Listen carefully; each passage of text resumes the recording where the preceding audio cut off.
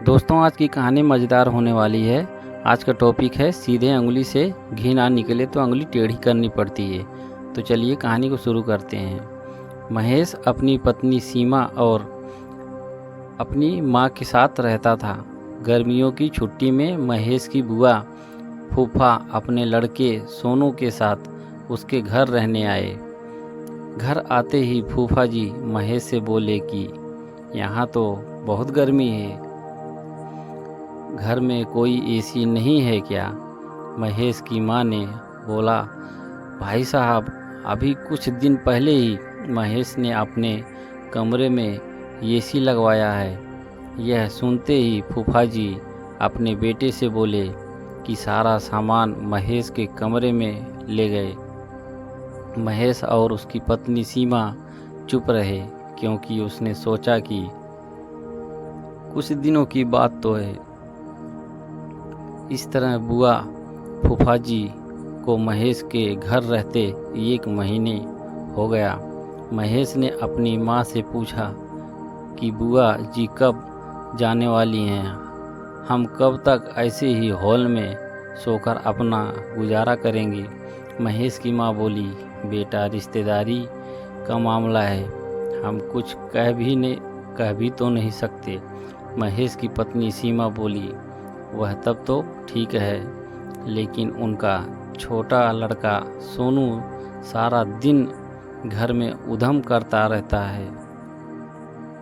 कल तो उसने हमारा नया सोफ़ा बुरी तरह से फाड़ डाला। महेश इस बात पर बहुत गुस्सा हुआ कि नया सोफ़ा फाड़ दिया। वह अपनी पत्नी से बोला कि तुम सोनू को ऐसा करने से रोकती क्यों नहीं? सीमा बोली, जब से बुआ फूफा जी आए हैं, कुछ खाने की डिमांड करते हैं, जिससे मेरा और माँ जी का सारा दिन तो रसोई में ही बीतता है। महेश ने कहा कि मैं अभी जाकर फूफा जी से पूछता हूँ कि वह आखिर कब जाएंगे। महेश ने बातों बातों में फूफा जी से कहा कि 1 महीने हो गया है, आपके जॉब की छुट्टी तो ख़त्म हो गई होंगी ना?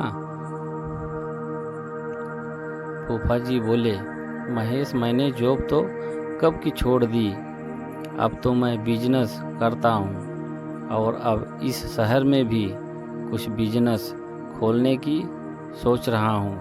पहले इस शहर को अच्छे से समझ लूँ, जिससे 2-3 महीने तो लग ही जाएंगे। यह सुनकर महेश समझ गया कि फूफा जी अभी जाने वाले नहीं। उसने यह बात अपनी पत्नी और माँ को बताई। सीमा बोली, जब घी सीधी उंगली से नहीं निकलता तो उंगली टेढ़ी करनी पड़ती है। उनके साथ भी कुछ ऐसा ही करना होगा।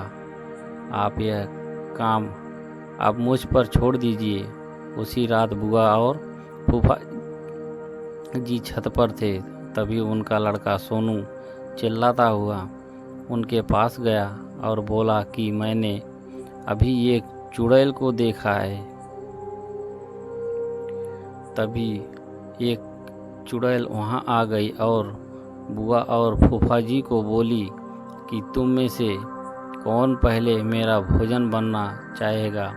चुड़ैल को देखकर वह बहुत डर गए और उस घर से भाग गए। उनके जाने के बाद सीमा ने अपना चुड़ैल का मुखौटा उतारा।